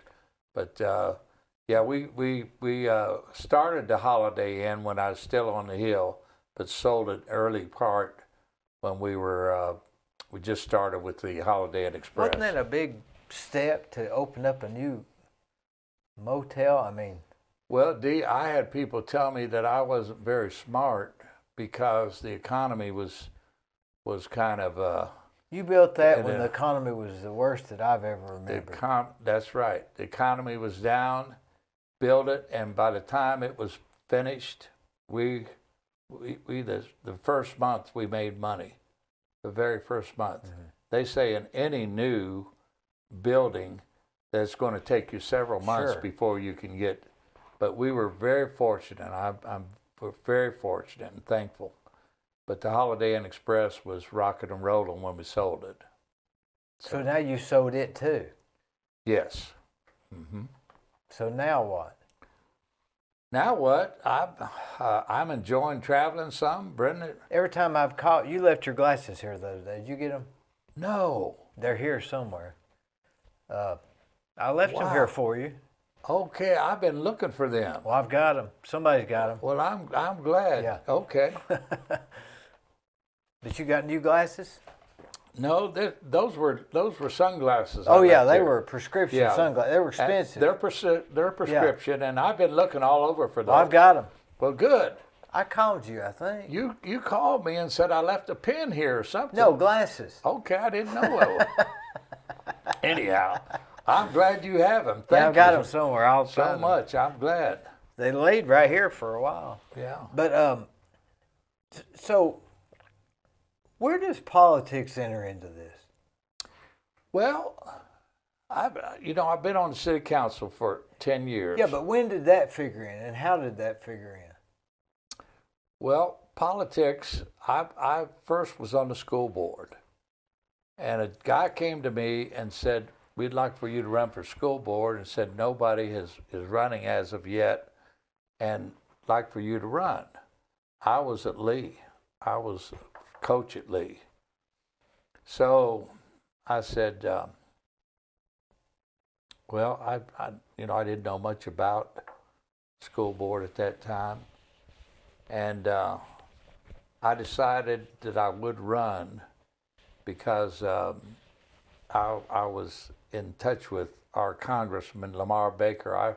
I managed his campaign for the district, the 12 different counties at that time. And I managed his campaign, so I liked that. So I got involved with the school board. Now, and was this after you was principal? No, this is before I was principal. But I got a school board, and the day I announced in the paper, I didn't have any competition. The next day, the CEO of Bowaters announced against me, Norman Holtz. Do you remember Norman Holtz? No. He was CEO at Bowaters, so he announced against me, and we had a race against each other. But I never consider, and I don't think anybody else does it, being on the school board is politics. And maybe it is. It's not supposed to be, but you have to run. You have to run, and you run, and you have competition just like any other race. Yeah, but when we think of politics, I think of city council, the county mayor, the city mayor. So when did you decide I'm going to run for city council? Well, when Bill Robertson died. Chief. Yeah. And he had cancer. Mm-hmm. And he died, and the position came open. And Tom Rowland was a friend of mine. Now, didn't he date Dolly Parton? Said he did. I think he did. he said he did. Yeah, I'd say that he's from Sevierville. Yeah, I played golf with him a time or two, and he swore by it. If you go up to Sevierville, everybody knows the chief. He was the best football player to come out of Sevierville County High School that they had in years. He was a running back. He went Chief Robertson. Went on to Middle Tennessee. He was a really good guy. Good guy, and I liked him. We worked together. He was on my staff at Bradley. I hadn't thought about him in 5 years, 10 years. Yeah, good guy.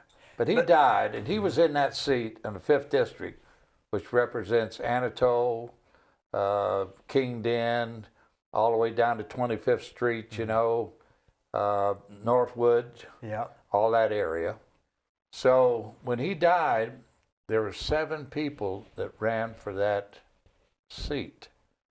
But at that time, there wasn't an election. So 7 of us had to come before the city council and make a presentation, and then the city council voted. And I ended up being appointed to Bill's seat until there was an election. This was in May. This was May 17th when I accepted that. And then later, I guess it was in August, I had to run for the seat the following year when the election came up. Mm-hmm. So ran for the seat. I've always had competition, D. Every time I ran for school board, I had this guy from Bowaters, Norman Holtz, and then when I ran, I always had competition until this year. This year is the first year I didn't have anybody run against me. Well, what's it like running for a job that you really don't have to have, that you're not really, you won't, but how hard do you work to be the guy that everybody can blame? Well, that's a good point. That's think about that. That's an excellent point. Because every time you make a decision, half are mad and half are glad. That's right. You're exactly right. And I think my wife would say that sometimes she would rather I wouldn't be on the city council.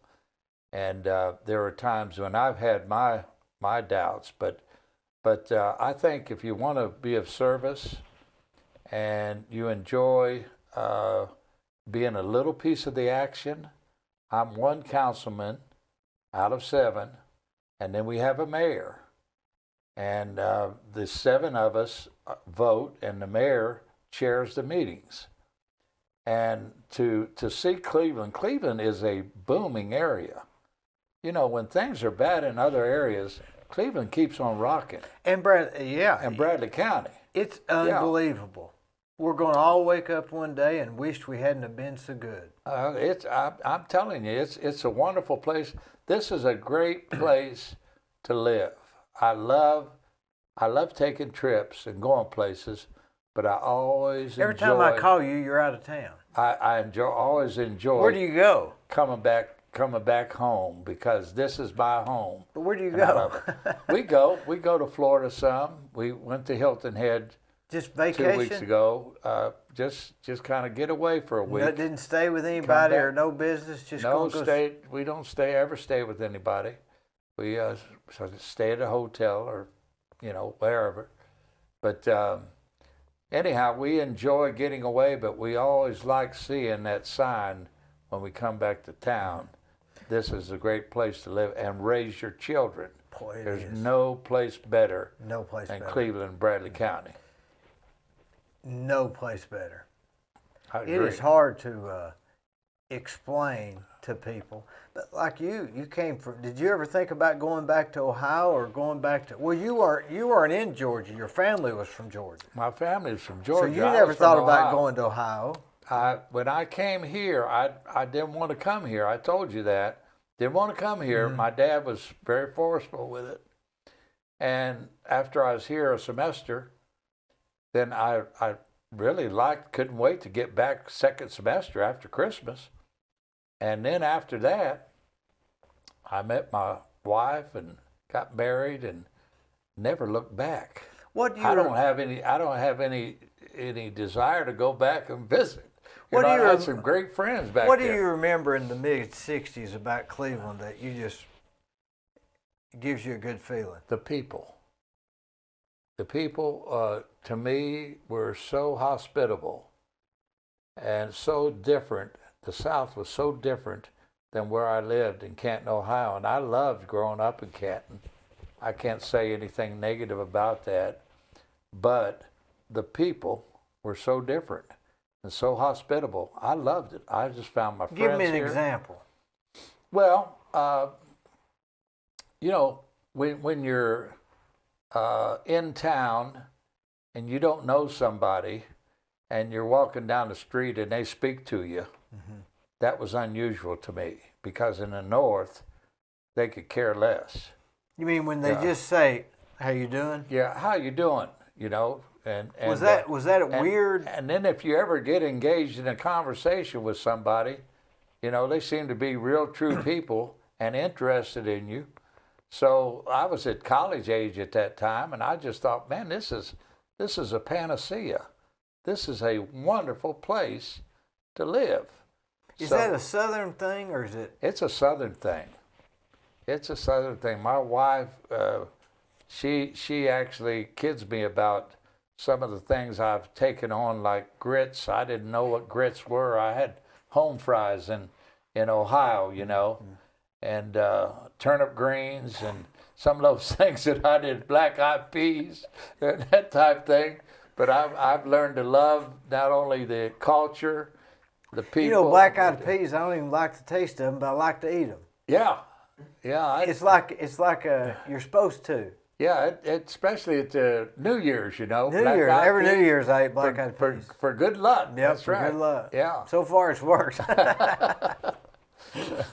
Now, so when you won the city council for city commissioner, obviously you're a city commissioner.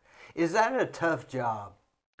Well, city council it can be. Right now is a tough time because of the monument, people calling us and wanting us to do this and that. I voted against doing anything about the monument, and I got emails of people who told me that they were very disappointed in me and that I didn't have compassion and that type thing. but that's all right. That comes with it. Bradley High School kind of trained me that I'm gonna get the negative side as well as the positive side. So in other words, when you had to make the decision about the non-smoking at Bradley High, right, making the decision one of 7, it was almost like it's almost like an easier decision. well, Does that make sense? yeah, I was one of the ones who said we're not going to do anything we're not going to move the monument, and we don't own it, so therefore we can't do anything with it. But there were some that wanted to have a committee, Yeah. and then that's when I started getting emails and contacts from people saying how disappointed they were in me. But that's all right. I did the right thing because next meeting we came back and we made it a 7-0 decision that we would pick a committee. Let them Pick a think committee. about One it. from Bradley High School, and one from Cleveland, and one from Cleveland State, and one from Lee University, and one from the NAACP, and one from 100 Black Men. And then the chairman would be the head of the Chamber of Commerce, Mike Griffin. So they're handling it now, and their first meeting is supposed to be in November 6th. So we're going to find out who all is on that committee at our next meeting. So they'll come back with their research and recommendation, I guess, or Right. at least a report. Yes, they'll come back with a report, but as far as we're concerned, as far as the city council, we're out of it.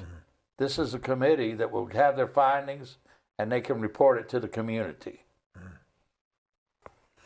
That's a tough one, isn't it? Yes, That's it a is. tough one. That's a tough one. I mean, I guess you could argue both sides if you wanted to, right? Absolutely. But being a city council. Now, first, are you thinking about building another motel? I'm not. Okay. I'm not thinking about building one at all. I have some property that I could build another one, but at this point in my life, I don't want the responsibility of another hotel, and I would rather have my free time than to get involved in another building project. When you say free time, what would you describe your Sunday evenings? My I Sunday, mean, if everybody would say, what does Sunday- Dale Hughes do on Sunday evenings? What is it? well, I have an option of going to church. We have church on Sunday evening. During COVID, we haven't had in the last 6 months. Now where We don't have. Now where did you go to church? I go to North Cleveland Church of God. Is that and- where Dwayne Goff goes? Yes, Just Goff. Dwayne Goff goes there. Yes, he does. This is his shirt. Yeah, I see. What is that? Voicepedia? Yeah, Voicepedia. What Tell they- me about that. I don't know. I don't know what they do. I know they do. Maybe he sells. I'm not sure. I think you buy your phone service through them instead of through Okay. AT&T. Maybe they get a lot of maybe they buy a certain amount of phone service and at a discount and they sell it at a discount. Maybe that. Well, Dwayne is a true young entrepreneur. Dwayne has been involved in a lot of different functions, and I've sold Dwayne buildings. I sold him one, two, well, I sold him an apartment complex in Dalton, Georgia. I ride. He rides bikes with us sometimes, and he's definitely a competitor. Oh yeah, He's very good. He's an athlete. yeah. He just did a run. You knew about his Yeah, run I lately. saw that. I saw it in the paper. I don't If know you didn't much know, about it. if you didn't know about it, then you hadn't met him. You hadn't seen him. Well, he told everybody. Let me tell you, I saw him in church the other day, and I said, Dwayne, what are you doing running the distance that you ran? He had a motorcycle accident years ago and almost, hurt his back and could have been fatal. and he slid off the motorcycle and really hurt himself. So I was surprised that he was going to do this run. So I said, "What are you doing?" He said, "Well, I'm doing all right now and feeling better." And so, but he's a unique guy. I like Dwayne and his wife. They're lovely people. Whatever his business does, I know they've got a lot of accounts like Perry Stone and maybe the liquor store. So, and maybe Life Care. So it must be whatever it is they do, they're successful at it, evidently. Yeah, well, he's done a lot of things, a lot of different businesses, and I think Dwayne is a real, true young entrepreneur. He's just excellent. So he goes to the Church of God. He does, and his brother Dwight goes there. His younger brother, Dwight, and his wife, and we see him quite often at church. Church of God, they call them cogs. Is that right? Cogs. I've heard that phrase more recently. Yeah, that's right. I don't know why people started doing that. C-O-G. Yeah. Church of God. Cogs. I've heard that a lot. I heard somebody tell me the other day, said, "Oh, you're a member of the COC," and I didn't know what they was talking about. To come to find out, it's Church of Christ. Yeah. Why do people want to change all of that? You know, you had a pastor that I really enjoyed when he was here. Remember Pastor White? Oh, one of the greatest guys ever lived, Charles White. I loved Charles him. White. Yeah. How many years ago has that been, Dee? I don't know, but if you didn't love Charles White, you didn't know Charles White. That's right. That's right. Now, who was the comic that he used to? Jerry Clowers. Yeah. Jerry Clowers. He would imitate him. He would imitate. He was probably funnier than Jerry Clowers. he probably was. Yeah. He died. He passed away. Yeah. Yeah. So, being on city council, how long have you been on it? 10 years. 10 years. Mm-hmm. I just reelected, starting this past August for 4 more years. Was it four more years? 4 years, yeah. Mm-hmm.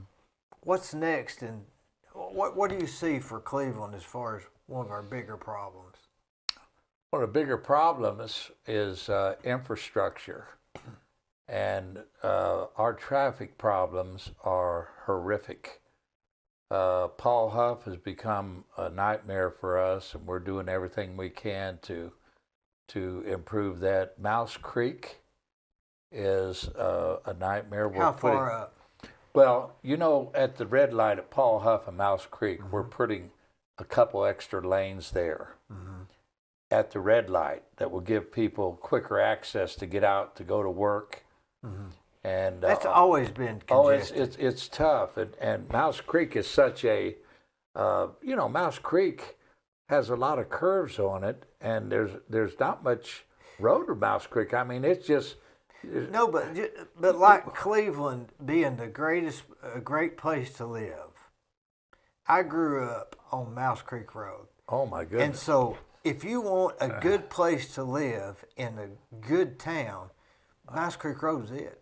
Yeah. I mean, there's something about it that is just, it's like Cleveland. You can't explain it till you experience.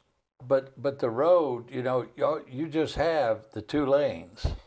Yeah. And there's so many things that have been built there, the Hunter's Run and my understanding is that they can't widen it because the right of way is narrower. Is that right? It is. So how would you widen?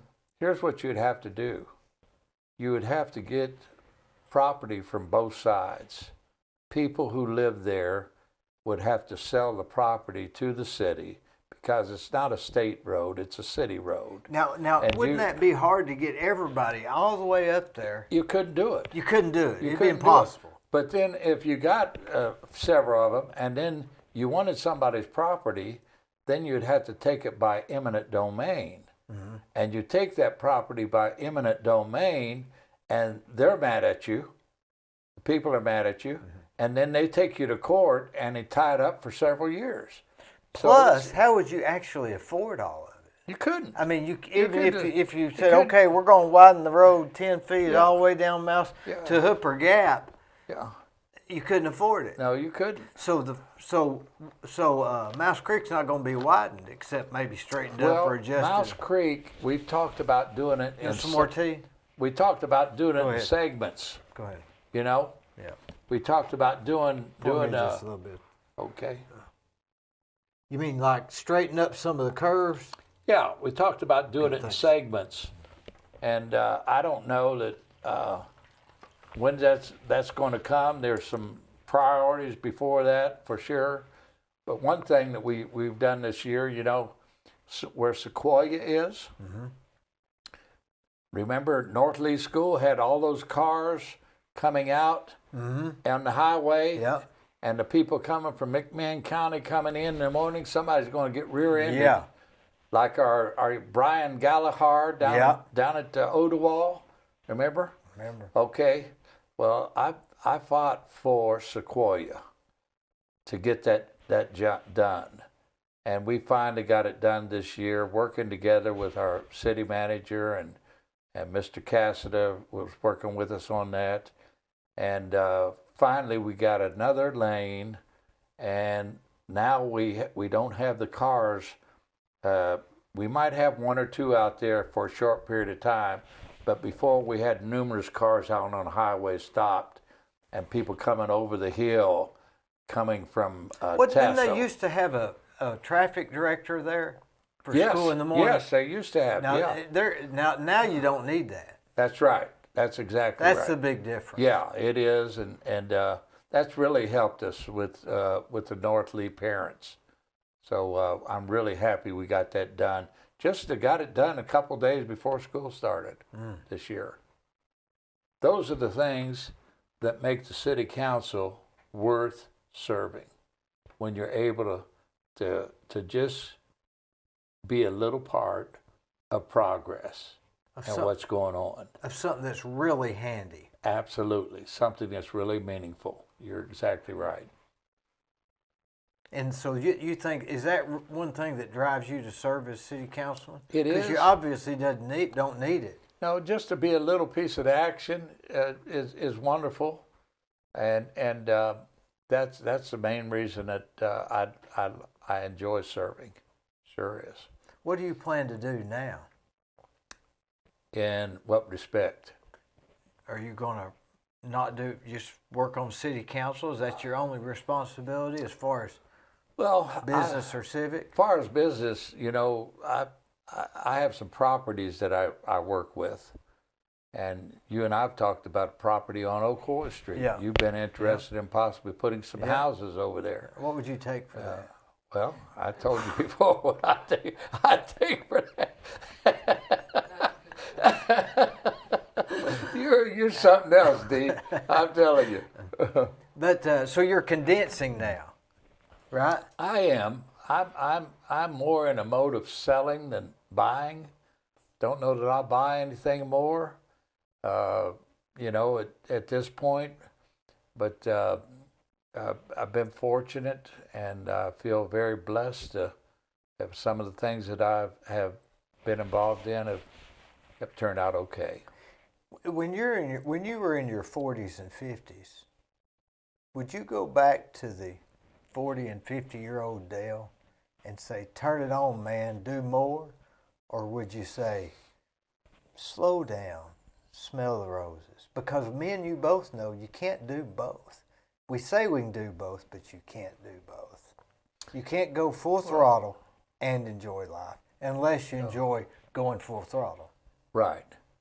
Well, I've often said, you know, my life in education, my life in business, as I look back, I probably do some things differently. I've made mistakes. I do some things differently, but I've enjoyed every job I've ever had. I've enjoyed it immensely. I've enjoyed Lee. I enjoyed Bradley. I enjoyed the hotel business. I just, and once I leave, I don't look back. You know, nobody can ever say I've bothered anybody at Bradley High School after I left. When I left, I left. When I left Lee, I left.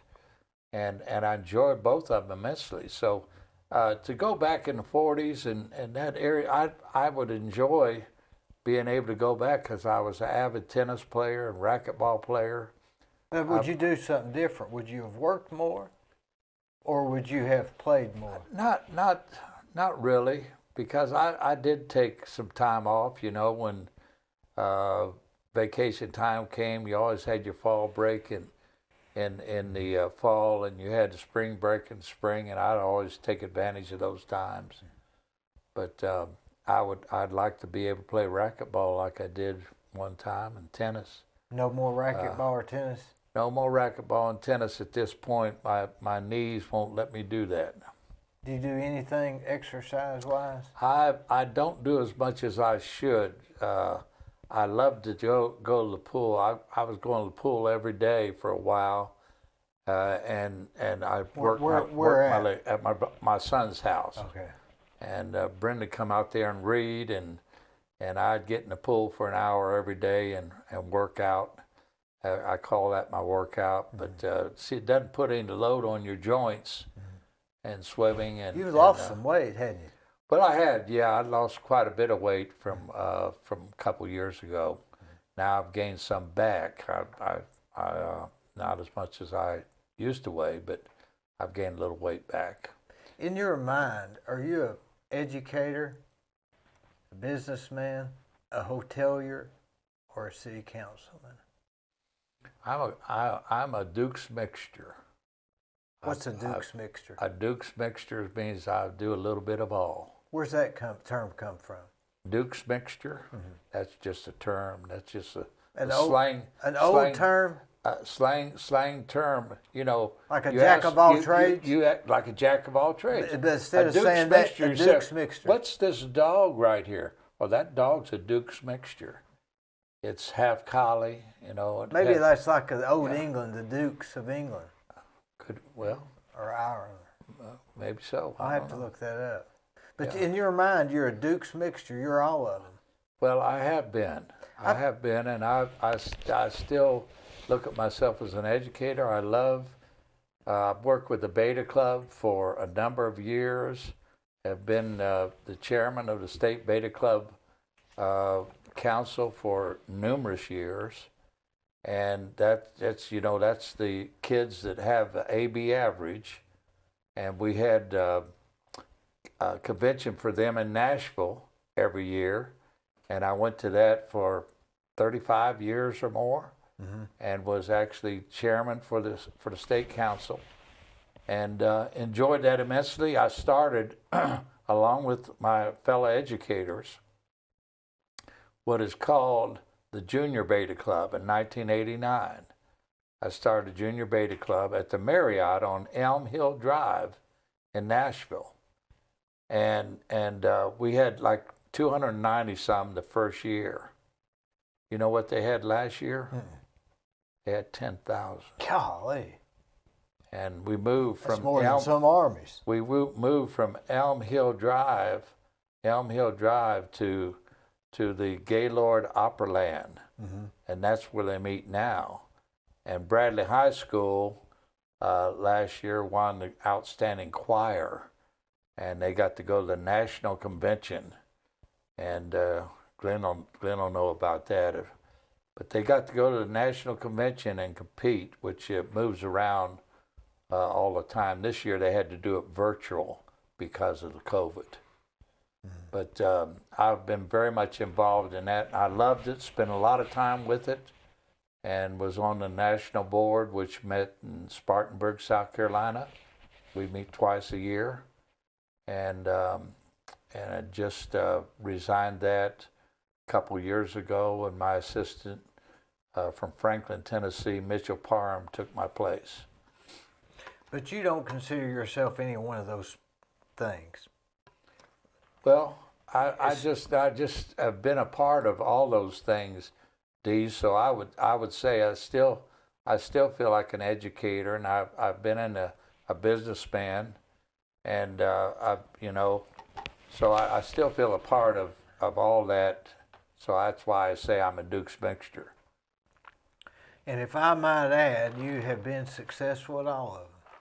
Well, you're kind. You're very kind to say that. I appreciate it. Thank you very much. You've been a great builder. You're welcome. Thank you.